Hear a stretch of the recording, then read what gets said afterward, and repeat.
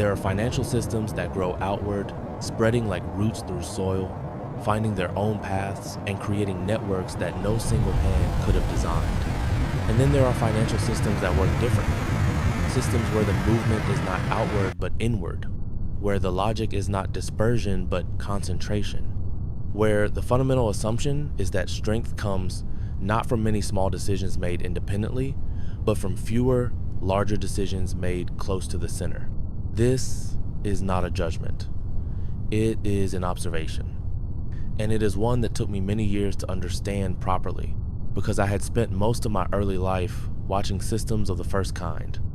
Systems built on the assumption that the best outcomes emerge when many participants make their own choices, when capital flows according to signals that no central authority fully controls. That was what I knew. That was what I assumed was natural. Moscow taught me that there are other ways to organize these things. Other logics that have their own coherence, their own strengths, their own forms of durability that are not immediately apparent to someone trained in different assumptions. When you arrive in the city, you feel it almost immediately. There is a weight to the place that is not quite like anything else. Not heaviness in the sense of burden, but weight in the sense of mass, of consequence. The feeling that what happens here matters beyond the boundaries of the city itself, that decisions made in certain buildings will ripple outward through vast distances. This is not accidental. It is the result of deliberate design, maintained over generations in various forms. The principle has remained consistent even as the specific structures have changed. The principle that certain decisions are too important to be left to the dispersed judgment of markets. That there must be coordination, that someone must be responsible for the whole, not just the parts. The financial life of the city reflects this completely. Capital here does not move the way it moves in places built on different assumptions. It does not flow freely toward opportunity, finding its own level like water seeking the sea. It moves when it is directed to move. It gathers where it is told to gather. It serves purposes that are defined not by the logic of individual gain, but by the logic of collective priority. This requires a different relationship between those who manage capital and those who hold authority. In other systems, these two groups are often separate. They negotiate, sometimes cooperate, sometimes conflict, but they maintain a certain distance from each other. Here, that distance does not exist in the same way. The lines between financial power and political authority are not clearly drawn because the assumption is that they should not be clearly drawn. That money and governance are not separate domains, but aspects of the same larger project. I do not say this with criticism or approval. I say it because it is true, and because understanding it is necessary if you want to understand how this system functions. The people who operate within this environment are not naive about what it requires. They understand that their decisions are never purely financial, that every significant choice carries implications beyond the immediate transaction. That being trusted to manage resources of any scale means being trusted to align that management with priorities that are not always spoken aloud, but are always present. This creates a particular kind of discipline, not the discipline of markets, which enforces itself through consequences that no one explicitly chooses. A different discipline. The discipline of alignment, of understanding what is expected without being told explicitly, of knowing where the boundaries are even when they are not marked. Some people find this constraining. They prefer environments where the rules are written down and the space for independent action is clearly defined. But others find a different kind of freedom in it. The freedom that comes from being part of something larger than yourself, from knowing that your work serves purposes beyond your own enrichment, from operating within a system that has a center and that knows what it wants. The question of efficiency is often raised by those who observe this system from outside. They ask whether a centralized approach can allocate resources as well as a decentralized one, whether the information that guides decisions is as accurate when it flows through hierarchies as when it emerges from countless independent judgments. These are reasonable questions, but they assume that efficiency is the primary goal, that the purpose of a financial system is to maximize returns, to generate growth, to produce the largest possible output from the available inputs. And while efficiency matters here, it is not the only thing that matters. It may not even be the most important thing. What matters more, in this logic, is control.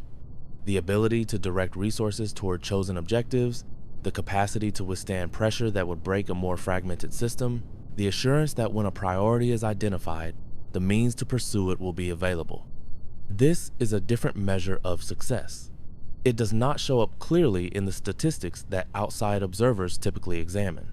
It is not captured by growth rates or productivity figures. It exists in a different dimension entirely, the dimension of state capacity, of sovereign capability, of the ability to act decisively when action is required.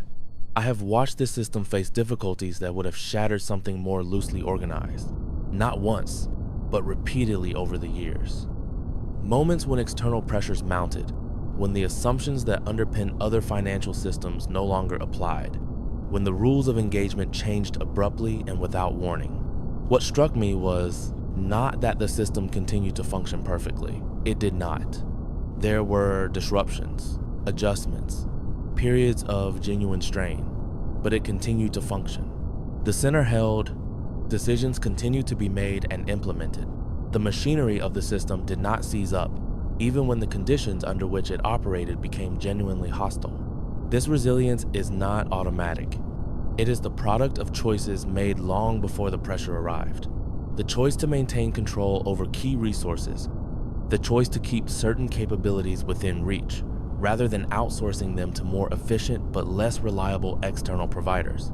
The choice to accept some loss of efficiency in exchange for a gain in autonomy. These are not choices that every system makes. Many systems choose differently, prioritizing efficiency and integration over self-sufficiency and control. And in ordinary times, those choices may appear wiser. The benefits of openness are visible, the costs of closure are apparent. But times are not always ordinary. And when they become extraordinary, the calculations shift. What looked like inefficiency begins to look like insurance. What looked like excessive control begins to look like prudent preparation. Moscow has long understood this. The city carries within it the memory of difficulties that other capitals have been spared, not as explicit doctrine, but as instinct, as the ingrained understanding that the world can change suddenly and that the only reliable protection is the capacity to act independently when necessary. This shapes everything about how capital is managed here. The preference for tangible assets over abstract instruments, the attention to physical infrastructure and material capability, the reluctance to become too dependent on systems controlled by others, the constant awareness that what can be given can also be taken away. There is a sobriety to this worldview that can feel heavy to those unaccustomed to it. It does not offer the optimism of systems built on the assumption of ever-expanding cooperation. It does not promise that tomorrow will be better than today if only the right policies are followed. It assumes, instead, that the future is uncertain and that strength is the only reliable preparation for uncertainty. This assumption produces a particular kind of financial environment, one where trust is extended carefully and withdrawn quickly when circumstances change, where relationships are built slowly, tested repeatedly, and maintained only as long as they continue to serve their purpose, where the calculation of interest is never far from the surface, because the calculation of interest is understood to be the honest foundation of all durable arrangements. For those who bring capital to this environment, understanding these realities is essential, not to judge them, but to navigate them. To recognize that the rules here are different, and that success requires adapting to those rules rather than expecting them to change. The rewards can be substantial for those who understand how to operate within these constraints. Resources are available here that are not easily accessible elsewhere. Opportunities exist that would not exist in a more fragmented system. The very concentration of authority that limits some possibilities enables others. But the risks are equally real. Decisions that would be your own to make elsewhere may not be fully yours to make here. Outcomes that would depend only on market forces elsewhere may depend on factors you cannot observe or influence. The ground can shift beneath your feet for reasons that have nothing to do with the merits of what you are trying to accomplish. This is the nature of centralized systems.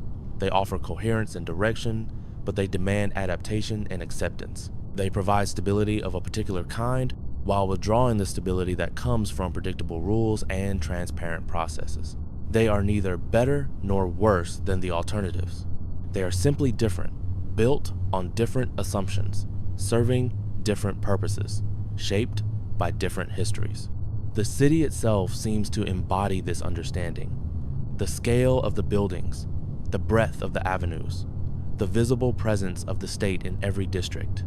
Nothing here suggests that power is meant to be diffuse or that authority is meant to be invisible. Everything suggests the opposite, that power is meant to be seen, that authority is meant to be felt, that the center is meant to be unmistakable. Walking through these streets, you do not get the sense that you are in a place governed by markets. You get the sense that you are in a place governed by decisions. That somewhere not far from where you stand, people are determining what will happen next, and that what they decide will actually occur, because the mechanisms exist to make it so. This is not an illusion. It is the lived reality of a system designed to function this way. A system that has its limitations and its costs, but that also has its capacities. Its ability to mobilize resources at scale. Its ability to pursue long-term objectives without being distracted by short-term fluctuations. Its ability to endure conditions that would break something built on different foundations. The evening comes, and the work continues. In offices that bear no public names, in meetings that produce no public announcements, the machinery of centralized finance continues its operation. Capital is allocated according to priorities determined close to the center. Resources flow toward objectives that have been deemed important by those with the authority to make such determinations. The system asks nothing of those who observe it from outside. It makes no appeal for understanding or approval. It simply functions, as it has functioned for many years, according to its own logic and in service of its own purposes. And as the light fades over the city, the mechanisms remain in motion. Decisions are prepared for tomorrow. Resources are positioned for purposes not yet announced. The center holds as it is designed to hold, managing what can be managed, directing what can be directed, and continuing forward into whatever comes next with the same concentrated determination that has characterized it for as long as anyone can remember. The weight remains. The logic persists. The system continues, requiring no conclusion, offering no resolution, simply operating as it was built to operate, with the quiet confidence of something that knows what it is and does not need to explain itself to those who stand outside its walls, watching, wondering, and finally understanding that this too is a way of organizing the world, neither seeking their approval nor fearing their judgment, merely continuing, as it has continued, as it will continue, for as long as the center holds and the will to hold it remains.